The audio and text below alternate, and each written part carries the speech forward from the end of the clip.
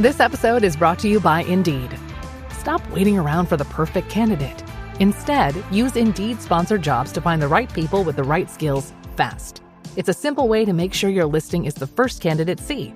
According to Indeed data, sponsored jobs have 4 times more applicants than non-sponsored jobs. So go build your dream team today with Indeed.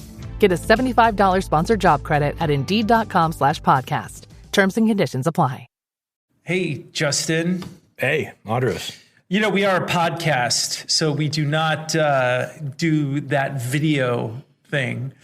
But I make some videos, and I find it to be a very powerful mechanism with, getting people to really understand the nature of reality, because nothing says reality more than like a Marvel movie, which is... So true. And, you and I, we got our start on video. Let's not forget. That's right. That we, our first content was built on the backbone of video to the tune of 300 views. So that's true. That's true. When you and I were suffering and we had no business opportunities, we decided to do our first Marketing Geeks, which was a review of Taco Bell and the last $5 you and I had put together. So good times. Good times indeed. Good times. But you know what? I have to say I'm pretty good with video, but there are people far better than me who really understand the medium. And like who? Like someone we're about to bring on, and you're going to find out if you just listen a little bit longer. So will you do that for me? Yeah, I better shut up. Yeah. So good idea. Just keep doing that. Ladies and gentlemen, I'm Andros Sturgeon. And I'm Justin Womack. And we are the Marketing Geeks. Marketing Geeks. Pepsi Prebiotic Cola in original and cherry vanilla. That Pepsi taste you love with no artificial sweeteners and 3 grams of prebiotic fiber. Pepsi Prebiotic Cola. Unbelievably Pepsi. Chronic migraine is 15 or more headache days a month, each lasting 4 hours or more. Botox, onabotulinum toxin A, prevents headaches in adults with chronic migraine before they start. It's not for those with 14 or fewer headache days a month. It prevents on average 8 to 9 headache days a month versus 6 to 7 for placebo. Prescription Botox is injected by your doctor. Effects of Botox may spread hours to weeks after injection, causing serious symptoms. Alert your doctor right away, as difficulty swallowing, speaking, breathing, eye problems, or muscle weakness can be signs of a life-threatening condition. Patients with these conditions before injection are at highest risk. Side effects may include allergic reactions, neck and injection site pain, fatigue, and headache. Allergic reactions can include rash, welts, asthma symptoms, and dizziness. Don't receive Botox if there's a skin infection. Tell your doctor your medical history, muscle or nerve conditions, including ALS, Lou Gehrig's disease, myasthenia gravis, or Lambert-Eaton syndrome, and medications, including botulinum toxins, as these may increase the risk of serious side effects. Why wait? Ask your doctor, visit BotoxChronicMigraine.com, or call 1-800-44-BOTOX to learn more. Okay. Yes, everybody. We have a fantastic guest. He is a communications strategist and an author and a filmmaker, and he has a company called Casual Films, which produces over 2,000 films a year for some of the world's most influential brands. He's worked in 44 countries and had their work translated into 35 languages, winning over 100 awards in the process.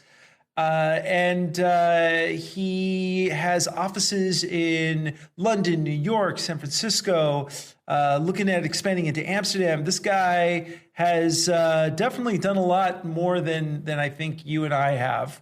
And I'd like to introduce him now, ladies and gentlemen, Nick Francis. Here we go. Hey, hi, Andros. Hey, Justin. Good to be here. Hey, man. Super good to have you here. Thank you so much for being on the show and being part of the Marketing Geeks experience. Why don't you tell us, you have a really fascinating story. So why don't you tell us a little bit about how you ended up doing what you're doing and a little bit about Casual Films? Sure. So thank you so much for having me. Once upon a time, I wanted to be a photojournalist. And I started writing to back up the photos that I was taking as a teenager. And then I decided that I wanted to go into journalism and TV journalism. It seemed like the combination of the visual and the written narrative. And after doing a course in London, I started working at the BBC. And then a friend of mine and I said we were going to do the Mongol Rally, which is this rally from London to Mongolia. The idea is you do it in an old rubbish car that breaks down, and you have an adventure. So, I was working at the BBC. I didn't want to turn my back on my job. And so we wrote a long-form proposal to do a documentary, which then became a series of video diaries, which we produced for Expedia, the travel website. And this was sort of 2005, 2006. It was around about the time that YouTube was founded. It was like before people really thought of the internet as a medium for video. Now, were you under BBC at that time? Were they sponsoring this trip, or were you parting ways as you did this? No, we parted ways, which was kind of one of the reasons why I wanted to have something to show for what was effectively, a holiday. And funnily enough, it was initially a TV proposal, which we sent to all the major broadcasters in the UK, and they kind of looked at it and they were like, "We're not going to pay you to make your holiday film." What was it like? What was it like working for BBC? I'd like to just start there real quick. I want to hear a little bit about that because that's kind of a cool thing on your resume is that you actually worked for a broadcast news agency. Did you ever get to meet Doctor Who? No, not yet. No, Damn.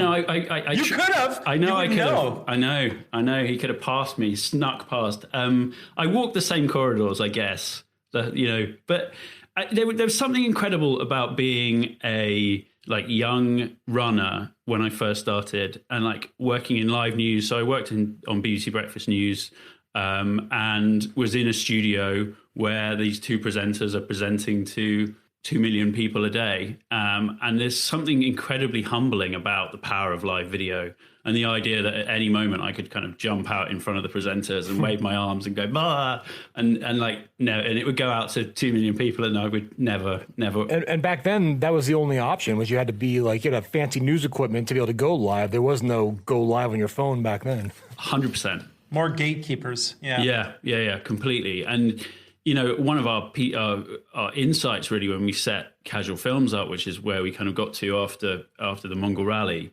was that traditional production methods were just far too heavy and expensive and slow to produce the amount of content which it was becoming clear the internet was going to be able to facilitate the sharing of. Back then, those videos were, for anyone who kind of knows anything about resolutions, I think they were 320 by 212 pixels, so they're absolutely like postage stamps basically, and they took 4 hours to upload. I mean, it was a joke, but you could see the technology was moving so fast that we were going to get to a point where the internet was suddenly video is just such a fantastic way to communicate online. And obviously now that's a kind of facile thing to say, but back then, I mean, I had a conversation with a brand manager at Unilever.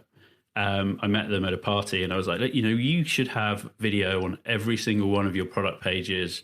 You could show recipes, you could show information about the ingredients. And they looked at me and genuinely said, why would I ever want video on my website?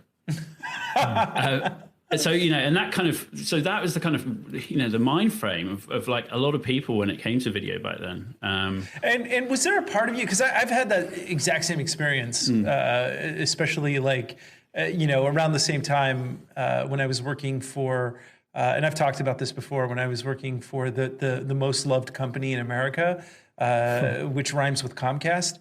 And it was the same thing. As soon as streaming came on, I was like, what are you guys going to do about streaming? And they're like, oh, streaming. I'm like, this is it. And that was actually, I don't know if this was the same thing for you, but was that part of your motivation to really go, I got to get into this? Well, I just want to say, from a general standpoint, don't all these companies, they just stick with what's happening now and don't look, a lot of them are not forward thinking, because even social media, I mean, that's another one. Social media is how many companies didn't want to get involved with social media because they were just saying oh, why would I ever want to be on Facebook? Why would I ever want to be on Twitter? And now, 10 years, 15 years later, they're like, oh my God, I got to get on. Yeah. So, I mean, I think Kodak had fantastic, digital technology way back when. In fact, I think one of the first digital cameras was a Kodak camera. Yeah. My understanding is they had the first digital camera. They invented it. They invented the technology. And the same when they crushed them. which is insane. I mean, they honestly, they could have dominated everything. They could have made that transition and dominated the market. Yeah. Which is really wild. Anyway, so you were working for the BBC. You did this journey. What was that journey like? Like going across Mongolia? I mean, can you even do that today? Is that like? And what kind of car did you settle on? You said you were looking for like a really rundown car. What'd you settle on? Yeah, so we did like a proper old school 1987 Mini. So like out of the original Italian Job, which was just a terrible vehicle to do it in because it's really bumpy. It's really small. And how many people were in it? 2 of us. Oh my God. And I think the thing that we said the most was, have you seen because like it was so full of stuff that you put down the camera or you put down the tape you're just doing, because we're doing like linear, we're having to ingest all the tape in real time. It's not digital. It was really not good. And were you filming just thinking like, well, we'll do something with this footage, I guess? Yeah. So that was the funny thing was we didn't lose the idea of doing the feature length documentary until pretty much after we got back. All the way through we were shooting thinking, we're going to come back and we're going to make a 60, 90 minute film out of this. And it was really when, and we were kind of making the video diaries just to sort of to pay our way. Expedia gave us 40,000 US or 25,000 pounds. And how did you approach them? So we were initially going to get some backing from another travel company who they had some management changes and things changed, and they basically pulled out on us at the last minute. And so my business partner, Barnaby, said, well, who's their biggest competitor? And sent it to Expedia. And about 2 weeks later, we get an email back saying, hey, I've read your proposal, come in and meet me. And we just went in as like 2 kids. I think we were like 22. Oh, that's so awesome. And we were sitting in front of the marketing director and he's like, right, okay. And he's got this big whiteboard and drawing all these arrows on it. And he's like, right, so who are you guys? And what are you doing? And this and that. And we were just completely blinded thinking, we've come in here to ask for a couple of grand. And he's like, I want to own this. And we were like, own what? The videos? And he goes, okay, what are we talking? Like how much? And the other company had offered us $10,000. And so I just thought, well, I'll double it and then add a little bit and then like do the conversion. So in 25, well, the other company have offered us £20,000 and he went 25 grand. Done. And I just thought, damn, I could have gone 50. I could have gone, I don't know. Oh man. Yeah. But we, they gave us a load of money, and we got the experience of going and making these films, which was tough in the car, like we're driving, it's like 9,000 miles in 5 weeks. The car kept breaking down. And we're like editing on an old Mac laptop, which just couldn't handle HDV. It was. And are you splitting this 50-50 too? Well, I was doing most of the filmmaking. My Barnaby was doing like shooting and like helping kind of organizing the production stuff. Okay, so he was more like an employee of yours. And let me guess, you had to spend like $1,000 for a hard drive that was like what, 40 gigs, 50 gigs? Yeah, I mean, like if that. And I mean, we also had a satellite internet connection. Yeah, and I think it was, if my memory serves me right, it was like £40 a megabyte to do the upload. Oh my God! I mean, this was a 5-week project too. So by the time you do all this, you're not really making that much money at the end of the day. No. But it's still a lot of money as far as like a contract goes. It's still a big deal, especially as your first contract. Yeah, and we the thing is, we needed to stay in hotels just to be able to edit. Like, I think a lot of people like slept under trees and stuff. And we did stay in tents once or twice, but it was hard. Like, it's funny because Expedia gave us the money on the Monday before we left on the Saturday. So we were like ordering, we spent, probably £8,000 on like camera kit and other stuff in a couple of days. And then we're waiting, it's all being delivered. And then on the Friday night, we had a big leaving party in London and everyone went out and, had a big bash. And then, I think we had like 3 hours sleep, went to Hyde Park where we were leaving from, and then drove out. And as part of the PR that Expedia had done, they got us to do this survival training with a guy called Andy McNabb, who was like the original like SAS author. He wrote Bravo 20. He's like sort of SEAL team author. So it's like a full-on reality show before reality television. It was so bizarre. It was so bizarre for these two kids who thought, oh yeah, we're going to go and do this, make these films and have this adventure. Can you still do that? Do they still do this thing? The last time I checked, they do. Yeah, I mean, it slightly changed because the Mongolian government got a bit bored with people just dumping old cars in Mongolia, and so the cars have to have, makes sense. Yeah, sort of 200 people driving to Mongolia every day every year with like some old cars and dumping them. They were just leaving them there, huh? Yeah, a lot of people leaving there, and then they have to not be quite as rubbish as they were before because they won't let them in the country. But it was we learned a lot of stuff. I mean, the amazing thing about it, I think, or one of the things was just firstly how friendly and kind people were, like inviting us into their houses, giving us food, like the whole way from, we drove through Belgium, France, Germany, through Eastern Europe, Bulgaria, Turkey, Georgia, Azerbaijan, across the Caspian Sea, Turkmenistan, Uzbekistan, Kyrgyzstan. And this was 2006, right? You said around there? Yeah. Okay. Yeah. So it was sort of, I mean, there were people who went through Iran. There probably aren't that many people doing that this year, but no. It was an incredible experience, and it was a great way to set a company up as well, Yeah, for sure. It's like seed money while you're having this adventure. Yeah. So do you still have that footage? Yeah, we do. We've got so the videos. I had a lot more hair, as did Barnaby, and we were sort of a bit younger and a bit more sort of idiotic. But yeah, we've got 130 hours of footage on old HDV tapes, mini DV tapes. God. Man, what would be awesome is take that journey again and and like just cut back and forth between what you shot then and what you shot now. See how it's changed. Yeah, exactly. Well, and how you've changed. That would be a hell of a journey. Yeah. So basically, you start and on that trip. I mean, did you know that you were going to get into video like on that trip? Was this like, this is what I'm doing? So we didn't have a radio, so we drove the whole way and just talked the whole way, which was kind of cool. And we did talk about it. We talked about how we could come back and try it. But then, we got back and Barnaby went back he was doing a club promotion. So he went back and was doing that. And I went back to the BBC.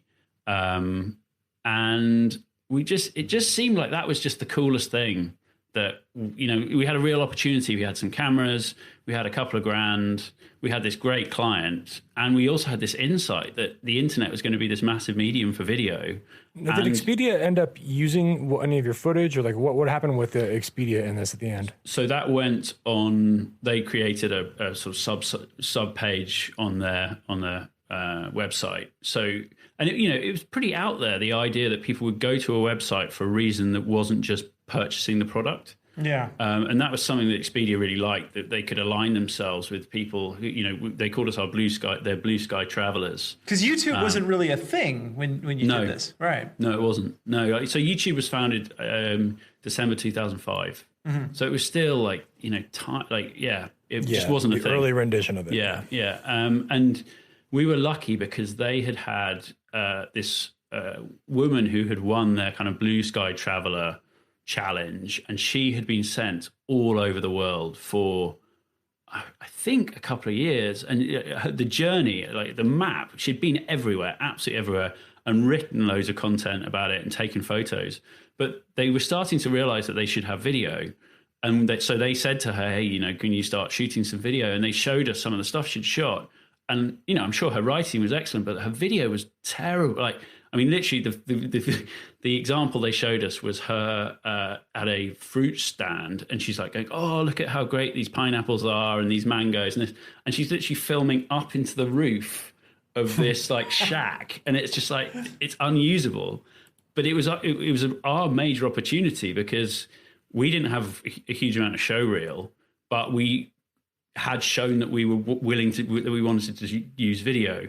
And so we were just incredibly lucky that we kind of our proposal landed at a time when they'd established that they needed to be sharing video, but they were at such a basic level that it kind of didn't matter that we didn't have the kind of plaudits that you definitely need to win something like that now. Yeah, and it was probably just the alignment of the stars, because the guy you pitched probably also saw the magic of video and saw this as an opportunity to take advantage of that. Yeah. So okay. So you came back. It's kind of like Joseph Campbell's The Hero's Journey. You go into the realms, the underworld. You come back with the knowledge, but you go back to the village with the knowledge, but you can never really go home again. So there you are, back at work. You've had this amazing experience. Now what? So we then started looking for other people we could make films for. So we kept going back to Expedia. We pitched them that we could canoe down the Amazon and make a series of films about that. We pitched riding across the States on Harley Davidsons. And the marketing manager, who was one rung below the marketing director, who'd kind of like brought us in under his wing, basically took us. He was the same age as us, or very sort of similar age, and he took us to one side. And he's like, "Boys, it's like, you've had your fun. Like, come on, we're not gonna pay you to go and have these like holidays of a lifetime anymore." But the funny thing was, the creative director, every time we got to the end of a meeting where we would go in and show him all these amazing ideas, or these ideas that we'd come up with, he'd go, "These aren't quite right, boys, but if you have any other ideas, do let me know." Which now it's kind of like, it's really obvious that's just a massive fob off. Right. But at the time, because we were just naive and kids, we were like, oh, okay. So every time we would go back with more ideas, and we pitched, putting sound effects on the site for like lapping water. So when you're on a web page which is like selling a Hawaiian holiday, then you'd have lapping water. You could, and then like also having little video. So all the images on the site could just be like looping video, which, was, either a good idea or a bad idea, or just a bit ahead of its time. But you were trying stuff out. But anyway, sort of long story short, we made some films for hotels, like shooting video of like hotels and beds and stuff for like $40 a day, I think, which was not. Were these cold calls or cold emails back then? Like how were you reaching out to these companies? These were cold calls. Cold calls. Okay. And then we did backstage videos for bands. So we were kind of like living in North London, and we knew people in bands. So we were like, oh, well, let's make some backstage videos. And then we realized that they don't have any money. And basically anyone who has got any money has generally got some kind of hanger-on, cousin or something who makes their videos. It's like that old joke. What do you call a musician without a girlfriend? Homeless. So it's funny because I was doing video myself for a while, and I went through that route where I'm like, I'm going to make music videos, and then it's like, oh, these fuckers don't have money. God damn it. I get that. But then you just persisted, and eventually the business just grew. So we persisted. We kept cold calling. We won a job to film a conference for ARM, the microprocessor people, which was like $8,000, and we just genuinely, we couldn't believe it. We took the guy who made the call out for lunch. Just it was like $8,000. They're going to spend $8,000. I think at the beginning we were kind of making films for a few $100s, and then or a few £100 really in the UK.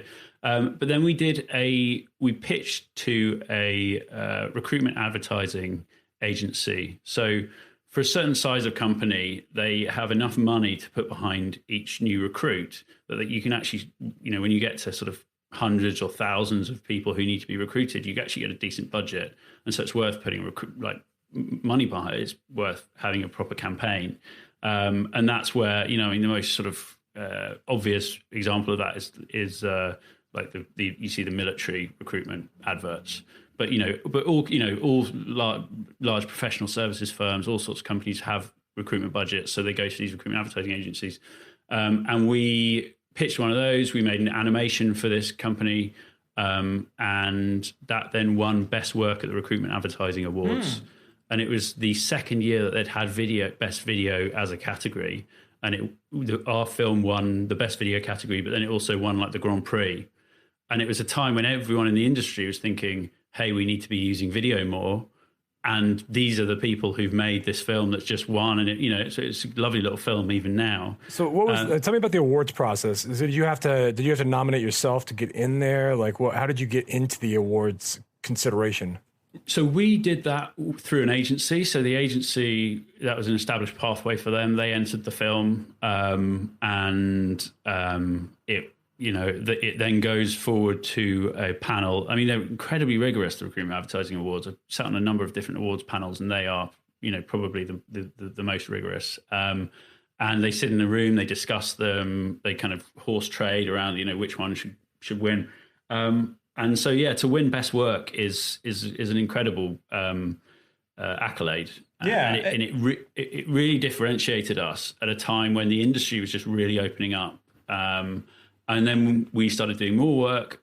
The phone calls into all the other recruitment advertising agencies on the Monday after the awards due on the Thursday, didn't make a lot of calls on the Friday, they were really easy. Like everyone, it was back when people answered the phone and, they're like, oh yeah, you come in. And then we'd come in, we'd show them our work. And the benefit, I guess, early on of us having no real clue about things like budgeting and timeframes and stuff is that we just put all the money into making the films. And if someone gave us $5,000, then we'd pretty much spend, $5,000. And which was difficult because it means you cannibalize them as a potential future client, but it means that you then get work for your show reel, which just gleams. Yeah. And for the first probably 5 years of our working. Sorry, so you say you kind of lock yourself into that budget for the future, like every film's going to be 5,000. Exactly. It's like, oh, well, you did that for $5,000 or $20,000 or whatever. But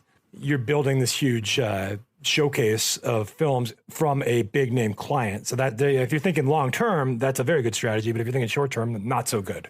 No. Yeah, I mean, we were in our 20s. If we couldn't pay ourselves, I think we paid ourselves like very little for like the first 5 years. I mean, pretty much as little as we could, and it was hard. But then it just meant the company grew. And were you doing most of the editing?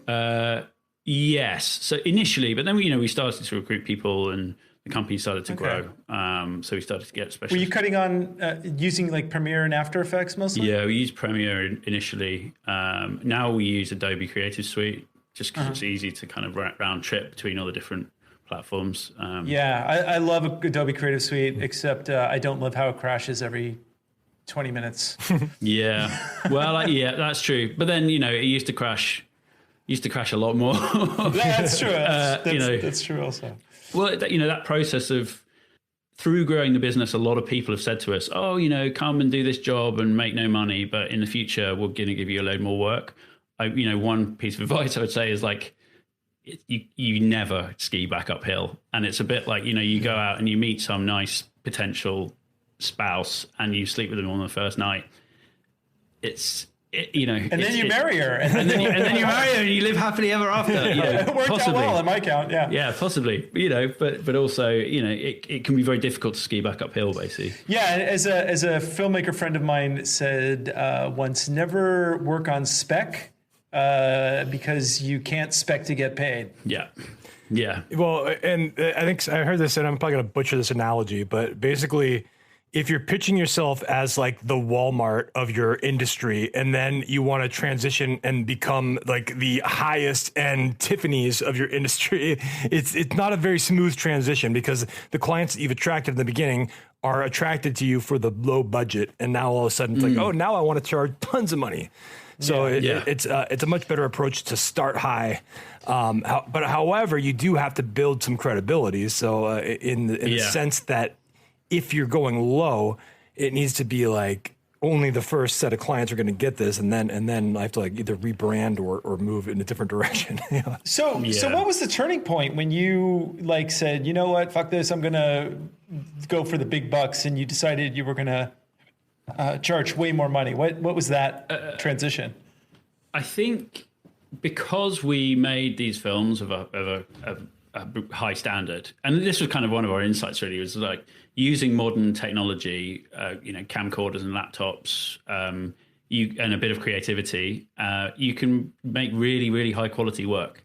And you don't need a 25 strong crew and, £100,000 or dollars a shoot day to produce stuff that's really high quality. Right. And one of the benefits of us spending all the money on the films when we first set up was that we had films that looked like they had been made for far more money. And it just meant that when we started talking about making films for $25, $30, $40, $50,000, we could go, oh, well, this is kind of what we're talking about. And people would look at it. And when we first, so just to get the sort of chronology right, we won the best work again a couple of years later for another film that we made. This time it was live action video. The first one was animation. And then, so because we were then working with a lot of the major agencies, all of their clients are fairly blue chip, because you've got to be a blue chip client to have a recruitment advertising budget. So you had a very kind of glossy client list. And it meant that when we moved over to New York and we started having conversations about setting up in New York, we had this glossy client list. We were working with a number of agencies who have presences in the US, so they can do intros for us. But also we just had a very clear offer, because if you're recruiting a young banker in London, your messaging is going to be pretty similar to recruiting a young banker in New York or wherever. And so we could go into these pitch meetings and say, this is what we've done for this company. This is how much they paid us, blah, blah, blah. And people just welcomed us with open arms. And that was kind of one of the reasons why in 2011, we were able to set up here and to really start to grow our presence in the US. Yeah, and so you mostly were doing like these types of industrial recruiting videos and those types of films. Yeah, so that back then that probably made up about 2/3 of our work, and then the rest was we did a lot of kind of explainers back then. Mm-hmm. So we did some work with Samsung, like showing how to, when you buy a TV, shows you like a little video with animated overlays that shows you how to set your TV up, for example. So when did you get more into like the branding through video and storytelling for brands through video? Like when did that start becoming a bigger part of the business? I mean, in some ways it was all along, but like, yeah, when did you make that more of like an overt part of like how you're pitching these companies too? Yeah, I think it was kind of out of necessity, really, in that once upon a time it was enough to have a video. And then as competition increases, as the amount of content that's being shared online increases, you then have to start kind of making a good video. And it has to be very you're very clear on what you're trying to achieve with it, very clear on who the audience are, and what is the value that video is bringing to them. And so we had to evolve as a business, because it's been quite an interesting transition, because 10, 15 years ago, it was enough to own a camera and an editing suite, because the camera cost $100,000 and the editing suite cost $100,000. And like, that's a major barrier to entry. Mm-hmm. Now, you can shoot HD video, 4K video on your phone and edit it and upload it. You can do what a full production company / studio did 20 years ago on your phone in 5 minutes. It's amazing. In fact, what's crazy is I have a really good DSLR camera. I like to use it, but the quality that I get from my cell phone, which shoots in 4K, it's the software that makes it, it refines it and makes it look super great. And I hate to say it, but I actually like shooting with my phone better than anything, because it's just so convenient. It's right there. The quality is always good. And it looks like a $100,000 camera. And well, they say it's a kind of an old truism, but from way before phones, but the best camera is the one you have on you. Yeah. And now, we've all got like really, really great cameras on us all the time. Yeah. Funny enough, we were working with Canon in the UK, the camera company. And about like 5-6 years ago, they were just saying, it is game over for cameras. So when you're working with companies now, like what are they looking for in video? Like what kind of projects like now are you taking on with your company? And your company's Casual Films. Yeah. So what does that look like if you're approaching and you're working with Fortune 2000 companies, I believe you said? Well, sort of Global 2000, so Fortune 500 and FTSE 100. It's a real blend. So about 50% of it is employer communications still. So that could be anything from attraction videos, so recruitment videos, and onboarding, so that when you're joining a company, it can help to educate you around different entry points and what the different roles entail. How many sexual harassment videos have you had to do? That is a good question. There is a client that we've made films like that for, but they are very touchy about us talking about it. But we do lots of films around, what is racial discrimination? Yeah. And it can be one of the really interesting things about being a filmmaker working for corporates is that you become a specialist. Our animators are specialists in like tax compliance because they make these films. We do a lot of work for like big business services firms, like accountancy firms, and they're communicating around how different tax changes affect different types of businesses. And animation is a really effective way of doing that because you can show at the same time as telling. And so, these poor animators are just there like banging out compliance films. I mean, a really big proportion of our work, though, is telling the stories of our clients' customers. So we do a lot of work with GoDaddy, and they want to show the types of businesses and entrepreneurs that are able to live their kind of entrepreneurial journey through their relationship with GoDaddy. And they're lovely films because they're all, it's looking at, people who set up taco trucks or jewelry businesses, and it's kind of sharing their entrepreneurial story on the GoDaddy YouTube channel. And the idea is that people can go there, they can be inspired. And then there's like a load of content on there, which would be, how to register a company, how to pick a tax advisor. So they're kind of the sort of different tranches of content to do slightly different things. It's more like documentary style. GoDaddy's interesting because to me, they're not the best hosting platform out there, but they were like the first ones to get mainstream attention through running like Super Bowl television ads back when the Super Bowl ads were a thing still, or still a major thing.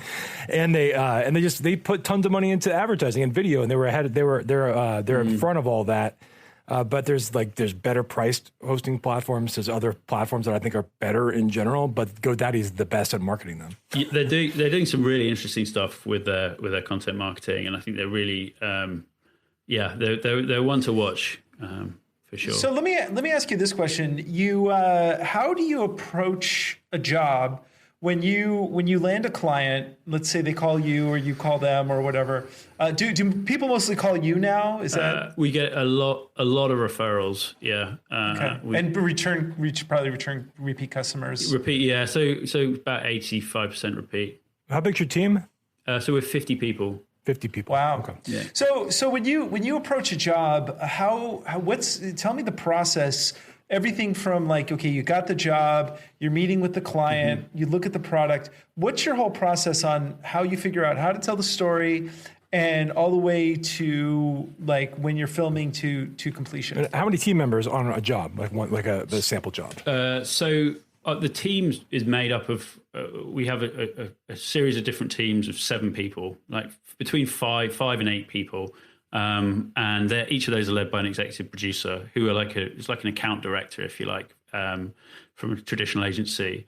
And we try and keep all the work within that unit. So rather than, once upon a time, we had a pre-production department, we had creative, then we had production, then we had post-production. And the workflow would kind of flow through the business. And the challenge with that was there was just too much communication between the different departments. There was too much potential for people to point fingers at, who had dropped the ball or whatever. Too many cooks.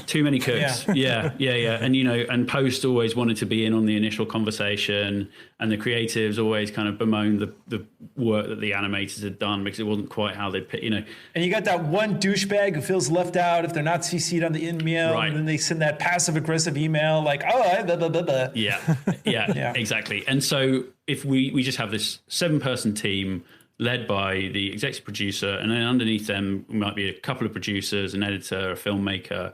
And the idea is that they all know what everyone else is doing. They can work with a number of different clients. So if it's a bigger job, the EP would lead on it. If it's a slightly smaller job, maybe a producer or an assistant producer might lead on it. And they just keep each other honest. And it's kind of remarkable how, when you're growing a team, if you put I always used to think that it was, as long as the person was doing work that paid for their salary and paid for them to be there, that was enough. And actually, I think what's really important is average quality.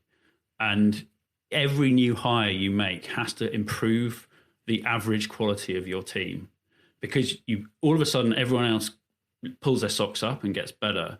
But also people who aren't so strong on the team cost time and effort for the people who are good. And people just, they work to the lowest common denominator. And we've seen it many times where, you bring a new editor in who's like really got the skills, and, all your old hands who've been kind of dialing it in for a while suddenly go, oh, okay. And the level of the production just suddenly increases. Well, so different analogy, but like when I started my career in insurance, and I was doing insurance sales, and I remember at first my first job actually wasn't insurance sales; it was insurance customer service, and I quickly found out, like, I came in there and was taking twice as many calls as everybody else in the office, and was over delivering. And instead of getting rewarded for it, there was no reward. I just had my other coworkers bemoan me and get mad because I made them look bad. And then it's easy to then all of a sudden drop off and fall to that lowest common denominator, what you're talking about. And if you don't take care of those people that are doing that to the high achievers, then it'll kill the motivation and the whole thing falls down. And soon I was just doing average work and feeling miserable. So that's happening all over the world, all over every company. Yeah. I do want to get back to Andros's question though, because I did want to hear that too. When the workflow. How does the workflow work now? So we get a lead in, which will either come through the website or through a referral, or through we do email marketing as well.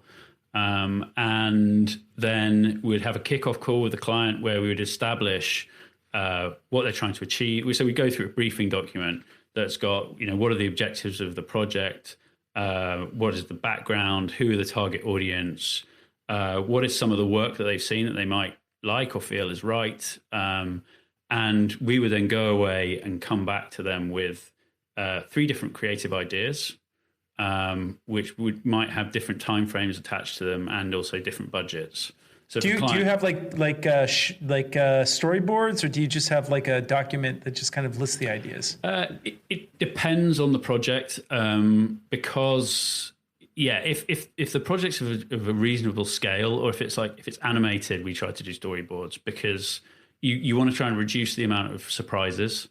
And I think it's one of the challenges really for a production company of any reasonable scale is like, how do we if people can make a really high quality film with their phone, why should they pay us 20, 30, 40,000? Like, what are we doing?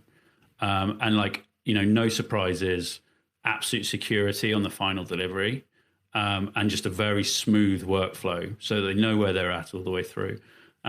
So we'll share these ideas. The client will then say, oh, well, I like that one, or, I'd like to do this. I'd like it to be animated, but then maybe I'd like to include an interview with our CEO at the outset or whatever.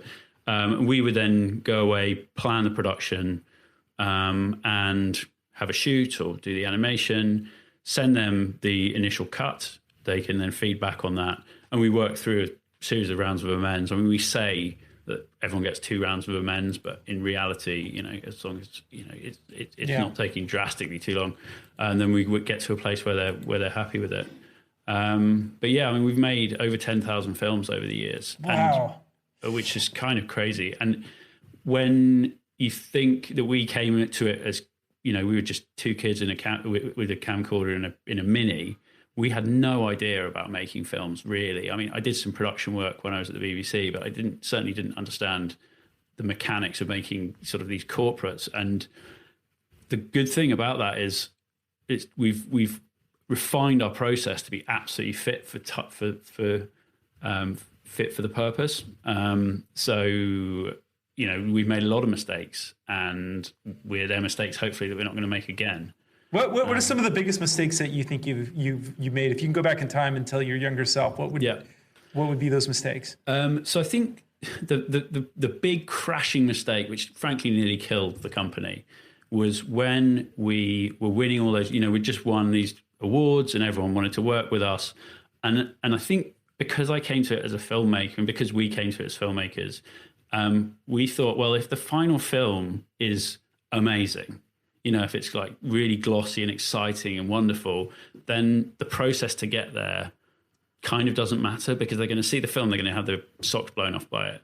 And what we realized is actually the process is actually probably more important than the final delivery, certainly for the client. Because if they're telling their boss they're going to have it on Friday, and then you give them a ring on Friday afternoon and say, oh, really sorry, I'll get it to you Monday, it makes them look, people hate that. And so, getting the process to get to the final delivery right, being more important than the delivery itself. Because frankly, if it's been a nightmare, they don't even want to see the film. And I think when we set up, we didn't have spreadsheets. We were doing it in our heads. I mean, it's so kind of naive and ridiculous in a way. But yeah, we've sort of managed the process, and luckily we managed to pull it back. There was a point where we had problem projects with every single one of our major clients, which for any business is not an ideal situation to be in. But so when we started using things like spreadsheets and getting a bit more professionalized, and so like the touch points that you have with your clients, like the communication is at the end of the day, that's like more important than the actual piece of work that gets delivered. If the alternative is that you're delivering a masterpiece, but it's 2 weeks late and the communication's been terrible, and so it's kind of just like the way that you frame the expectations in a lot of ways, and kind of like framed like these are the deadlines and whether or not you kept to those, right? Yeah, and we're a services business ultimately. Yeah, you still have to have quality work. Yeah, but I guess the point is there are 1,000. So apparently there are 10,000 production companies in the US. Right now, I would say, at least 10% of those could produce you like really, really, really high quality work. Probably more. Right. The differentiator is not the quality of the work, because frankly, you go to any website for any decent production company, and the work will look lovely, and they'll have lots of good clients.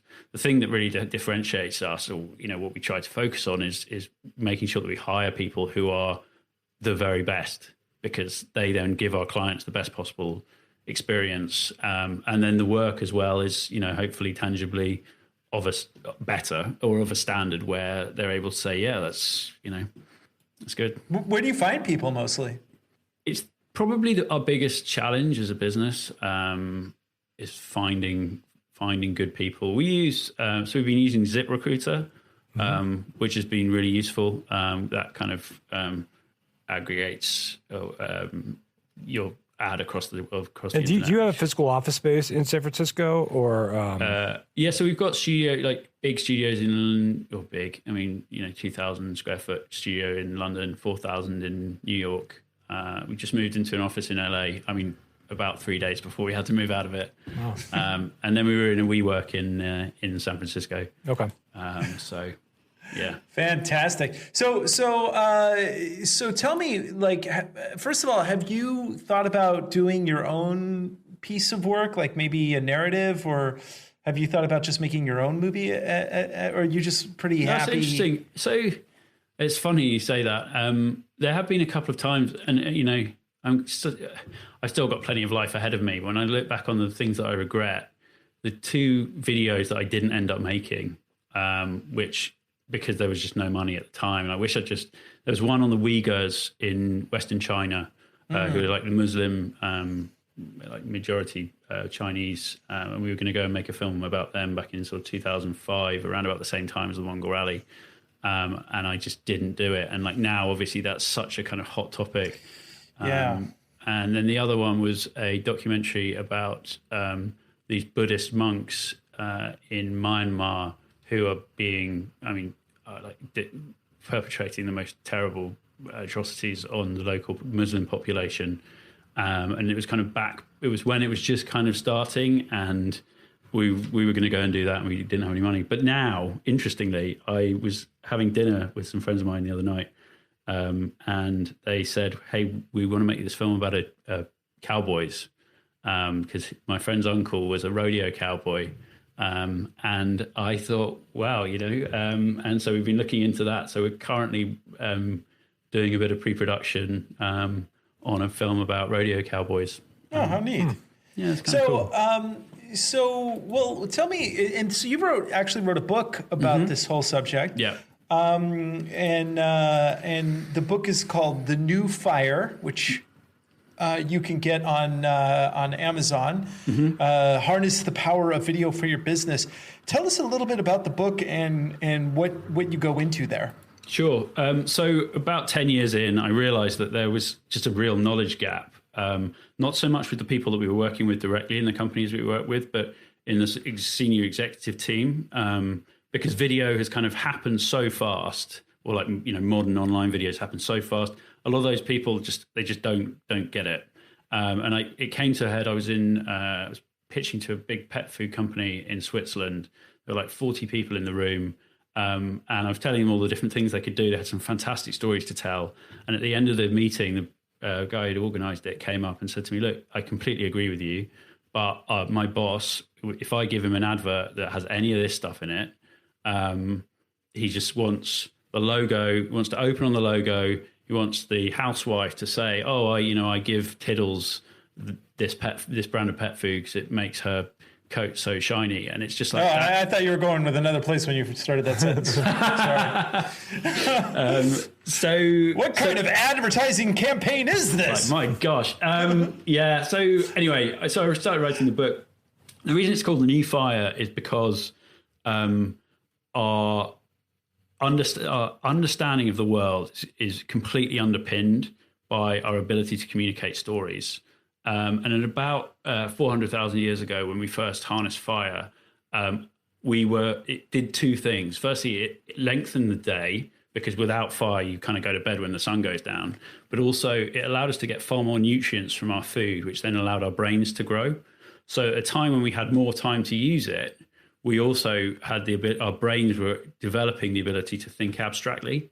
And so that's why, like, sitting around, and they've studied hunter-gatherer communities in Africa, some of the last hunter-gatherer communities, and the things that they talk about are very specifically that they're far more kind of operational during the day, but then in the evening they become far more abstract, and they start telling stories and communicating around ideas and thoughts. And this continued until the advent of Facebook. Quite, yeah. It just stopped. So, and then the brains switched off. Yeah. No, sorry. Continue. So yeah, and then this. So fire has been such a fundamental element in our own development as people, and our relationship with storytelling. And it kind of, I like the analogy with video, and like the fact that like video can make you, but it can also break you, and it can burn you, but it can also give you a huge amount of enlightenment. And so I started writing the book, and really looked to understand the underpinnings of why video is such a powerful tool for communicating in the first place, but then also looking at how businesses can use it to communicate. Now that we are all broadcasting platforms, if you like. Now that you've worked with like so many different companies, have you seen like a type of video or like a specific format that's worked well for companies that are kind of startups or that want to kind of build from the ground up? Like, have you found that there's like like on a website, for instance, is there a certain type of video that works well for certain industries, or is it more like brand dependent? I mean, is it just like dependent on the type of people running the company? Like, what have you found as you've done all this work? So the best videos are the ones that are in some way connected to the business's purpose. Mm-hmm. So, anyone can make, if you're a dentist, anyone can make a film saying, hey, I'll make your teeth whiter than white. But if you can say, my purpose as a business, my purpose as a dentist is to give people the confidence back, the confidence to smile back, right? And then you can tell the story of someone who has never smiled properly. They've always kind of done this sort of slightly fudge smile where they don't show their teeth. But through working with you, they were able to smile in the photos at their daughter's wedding, right? And you've enabled that. Mm-hmm. Like, that's the kind of thing that's just far, far more powerful. Personalize the individual experience and make it authentic. Absolutely. Yeah, for sure. So do you see any trends? I mean, there was a trend for a while where it was all explainer videos with the hand, writing on the whiteboard. What are the newest trends that you see in video marketing now? We've been doing a lot of these sort of more documentary type films. So how long are these? Shorter documentaries? Like how long? Yeah, I mean, it's sort of slightly interesting point. We sort of, they might be, 90 seconds to 2 minutes 30. But then what we tend to do is just reversion those. So you do like a main cut for YouTube or for a client's website, but then you might do, 5, 10, 15 reversions to go across all the different social platforms. And the idea is that, you're trying to create this funnel where, people might come in contact with them on Instagram or on Twitter, and then click through, and that's how they then kind of get drawn into the main video channel. Have you ever been brought in by like even YouTubers or like seminar people or bigger names like authors to do like sizzle reels and things like that for them too, or anything like that? Yeah, we do. I mean, it. Unfortunately, one of the sort of the byproducts of being a kind of 50-person company with 4 offices is that we have a degree of overhead. And so, like, we have to make money off the jobs that we do, and so you have a 2,000 square foot office in New York, man. Yeah. No, I know that's completely empty and has been for several months. Oh man. Yeah. So now, what's your feeling on portrait versus landscape mode? Are you embracing it, or do you still hate like when you have to do that portrait mode for cell phones? So sort of anecdotally, we see about 400% the effectiveness of portrait over landscape when it's shared on a social platform. So it's like it kind of like it's hands down. If you're sharing on for mobile, it has to be portrait.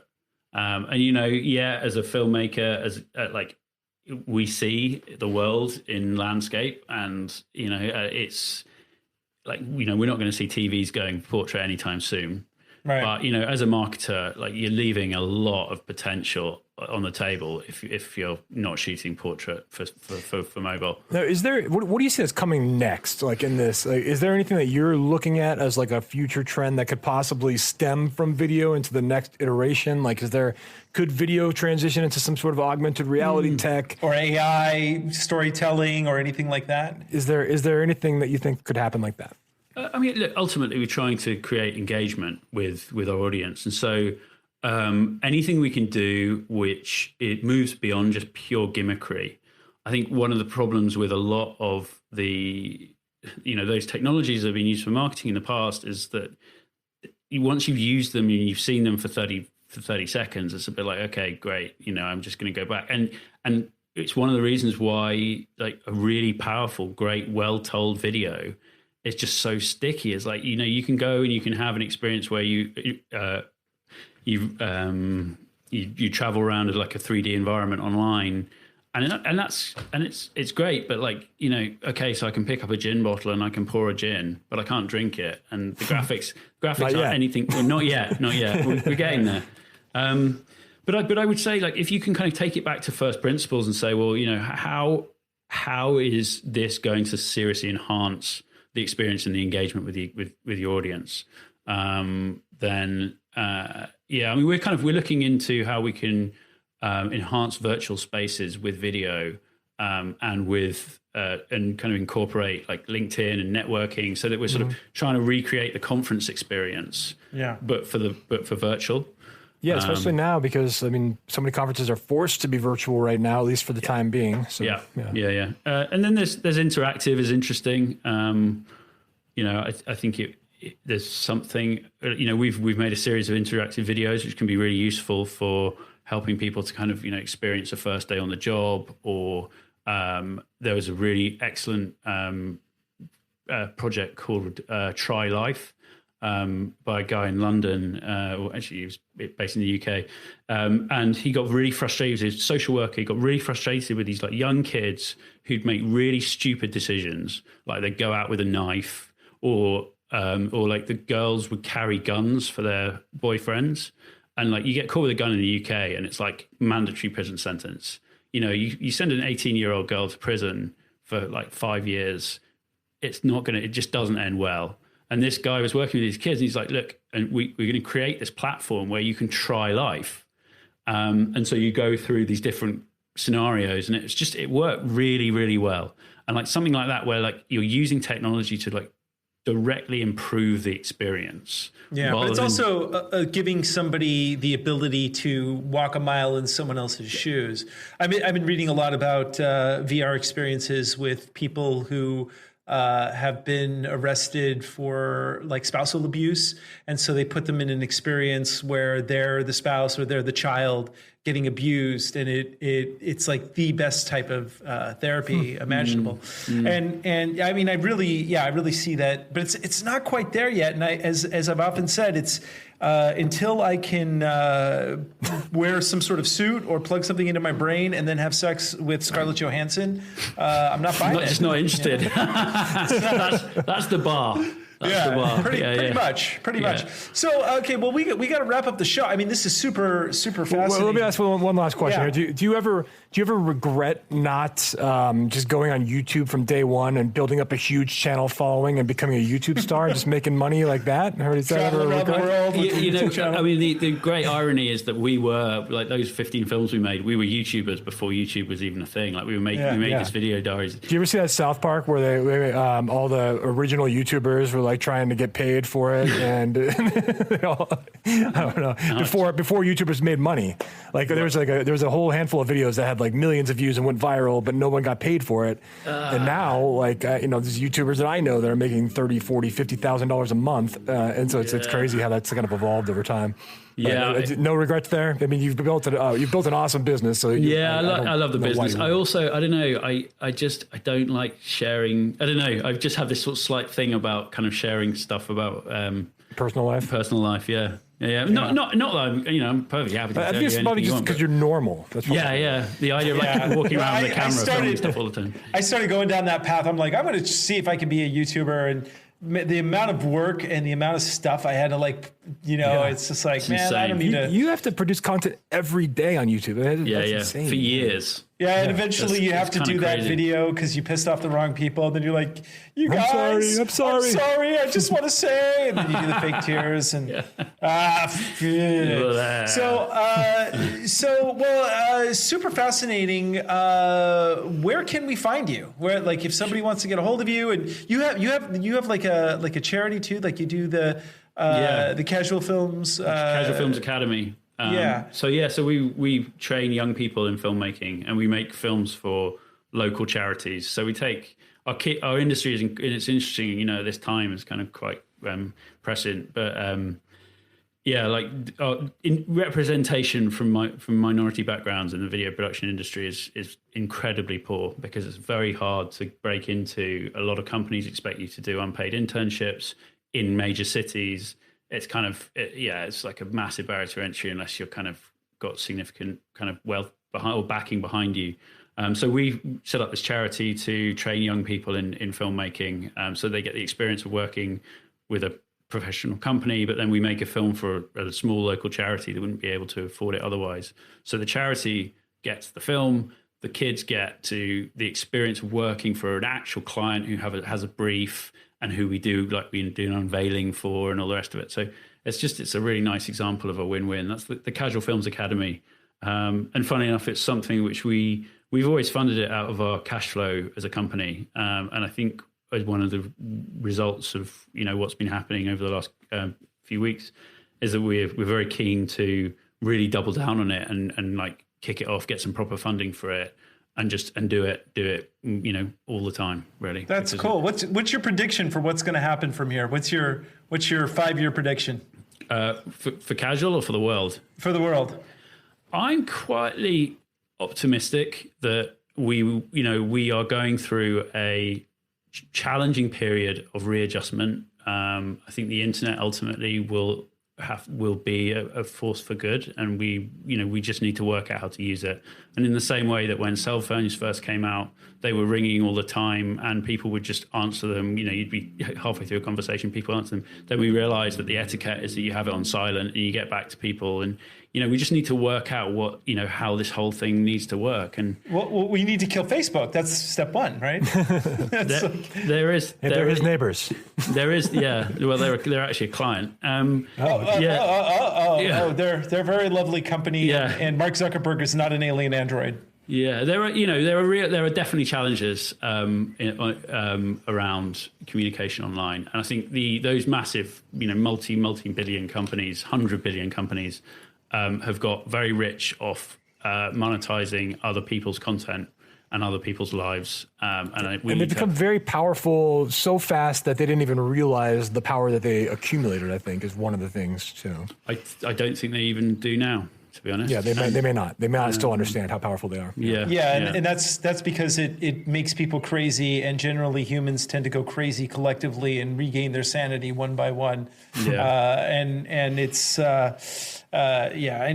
But I don't know. I mean, I think they need to look at ad funding, but I think if all the social platforms could not be ad funded. Yeah. And you're hopping back and forth between England and the United States. You're seeing like how both, I mean, they're, in many ways, like some of our stories have kind of mirrored in some ways. Yeah. But yeah, it's kind of, you got an interesting perspective because you're going international with it more. Well, Nick, you got to come out to Amsterdam. And if you do, I would love to hang out with you and show you around. The Netherlands is an amazing country. I love it here. Love Amsterdam. Absolutely love it. And hopefully I'll be spending a bit more time there. So yeah, that'd be awesome, man. Before we go, I want to find out what is the thing that you are most geeky about right at this moment? It's an interesting question. I love snowboarding. I live for it, and cycling is massive. But I think the thing for me at the minute is cooking. And funny enough, one of the things of being a filmmaker is I used to be extremely creative, and now running the company, I spend a lot of time looking at Excel spreadsheets, and I have far less kind of creative output. And so just stopping and being able to, I went through the kind of sourdough bread stage, but then I've been making vermouth. So I make my own Negronis. Yeah. Okay. Yeah. So it's a vehicle to express your creativity. It is. Yeah. Is there a cooking app that you like? So New York Times, that's a good one. It's a subscription, but they have got some fantastic recipes on there. It was my wife's birthday on Sunday, and I made her their Lisbon chocolate cake, which I can highly recommend. Any video content that you're consuming, like Netflix, on Hulu, and in the like on demand, like any cool shows you're watching, anything? Movies. You're a movie guy. What are you into? You gonna go see Tenet in theaters? Yeah, I mean, Star Wars is great. Succession is cracking. I really like Succession. I think season 3 got delayed though, I believe. Yeah. Oh, it's delicious. It's delicious. It's delicious. Do you watch Better Call Saul? Yeah. No, that's a good one. Are you going to see Tenet in theaters? That's my question. That's Chris Nolan's new movie, by the way. So Chris Nolan, is it? It comes out. It comes out next month, I think, or July, August. Of I loved Inception and The Dark Knight. Were just Christopher Nolan is one of the only filmmakers that has not made a bad film yet. Even his worst movie, which I would say would be either Insomnia. Probably Insomnia. Yeah. Yeah, but it's not bad. It's pretty good. Like all of his movies are great. But the funny thing about Tenet is that even the actors that were in it are like, I have no idea what this fucking thing's about. So right. I still don't know what it's about after watching like all these previews for it. And that one, they're releasing it in theater, so it's going to be one of the first in theater I can't wait. attempts after coronavirus here. So I don't know how that's going to fly in terms of theatrical box office, but the movie looks amazing. It's got I forget his name, but Denzel Washington's son. Oh yeah, what's his name? He's the main star, and then it's Robert Pattinson. Nice. But it looks Check it good. out. Yeah. It's interesting you didn't mention Quibi. Quibi. I don't know Quibi. What's Quibi? Yeah, well, I think this is the problem. Quibi, for those of you who don't know, it was Jeffrey Katzenberg, who used to run Disney and DreamWorks, decided that it would be a great idea to have a paid content service designed for the cell phone set. So each little, like TV shows that are maybe, just a few minutes per episode. I think that's the dumbest idea. And they just laid off a ton of people, right? Yeah. I think the CMO left pretty much the day it launched, which is not great. Yeah. Not a great not a great look. I remember hearing that now that you explain it, but I've never known that much about it. Do you think Quibi's done? I think it's completely smoked. Yeah. Dead before it started. Yeah, it's funny. It's what a number of my friends. The idea was to get like Jay-Z and Beyonce to make content that people would pay for. Yeah, they spent like $1.5 billion on content. Now, Apple just landed. They landed the new Scorsese film with DiCaprio and De Niro, I think it is. So Apple just landed that one just recently. So that could actually put them into a more powerful streaming. Yeah, I mean, it's all about the quality of the content, and which, funnily enough, sort of brings us back around to the conversation I guess we just had. Really, is like it's no longer enough to just have a video on the site. Like, it's all about the quality of the content, and like if Apple can make the best content, they win. If HBO make the best content, they win. If Netflix do it, they win. Okay. A friend of mine's a filmmaker, and he's like, Netflix. That's where quality goes to die. But I am my geeky thing is I'm creeping up on the last few episodes of Mr. Robot, which is on Amazon Prime here. I don't know what it is over there, but my God, if you really want to go on a ride, Mr. Robot is insanely good. It is insanely good. It's one of the. I watched season one. Yeah, I really liked it. I just never picked up season 2. Yeah, it just gets better. It's insanely good. Justin, what are you geeky about right now? Man, I've just been loaded with trying to stay on top of like all the work that's coming into me right now. I'm kind of in one of those growth phases where I have to delegate more than I'm used to. So it's it's been a bit of a shift, a bit of a challenge. But as far as like geekiness goes, like I've had no time to really consume content recently. So I've just been, I have done a little bit of like studying on copywriting more, which is kind of one of the main services that I'm making my money on. And brilliant at it, might I add. Justin is one of the best copywriters I've ever met. Oh, thank you. It's wow, true. I'm blushing. So, well, I hope you get out of the hole of work so you can see Tenet at least. But I'll probably watch it at home. But I do. I mean, it sucks though because it's filmed for IMAX cameras too. So it's like. Maybe they'll re-release it a year from now. No, man, you got to go see it at the theaters, man. To hell with the coronavirus. It's worth it. All right. To see Tenet. All right, ladies and gentlemen, Nick Francis, everybody, thank you so much for being on the show. Thank you for having me. Excellent. That was pretty great. cool, man. I think you know what? I think that video. He might be onto something. I think it's going to take off. You might be onto something. Yeah, video just might take off. I mean, I know there's a lot of people that say it'll never happen, but maybe he's onto something. Maybe. Standing next to me is my lovely, lovely wife, Iris Sturgeon, who's also helps produce the show. She helps, with everything from social media to booking the guests to making sure that I'm standing in front of a microphone and I'm semi-coherent. Iris, what are you geeky about right now? Oh, I was expecting that question. At this moment, I'm the most geeky about the fact that I've been to the hairdresser for the first time since 3 months or something. I was going to say, your hair looks really dynamite. That's why I say it, that now you know that you have to say something about my hair. No, man, I'm not geeky about something specific. I'm just enjoying this ride and...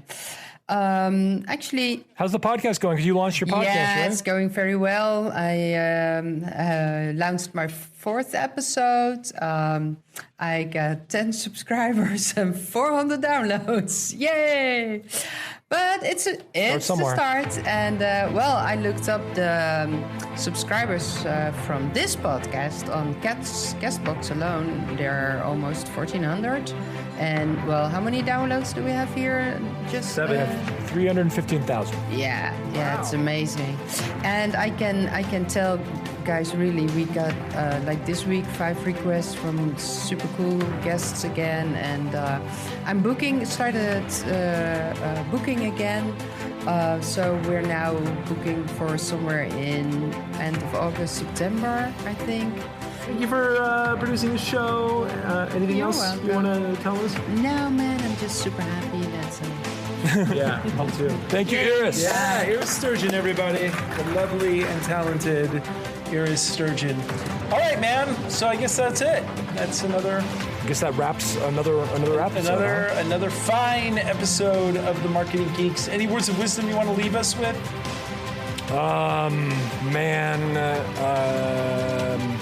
No, I don't. All right. Well, everybody stay safe, stay active, get out there, and don't break any windows, but give them hell. That's all I can say.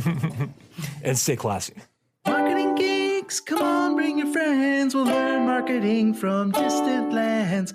Andros Sturgeon and Justin Womack, the fun will never end. It's Marketing Geeks. Marketing Geeks.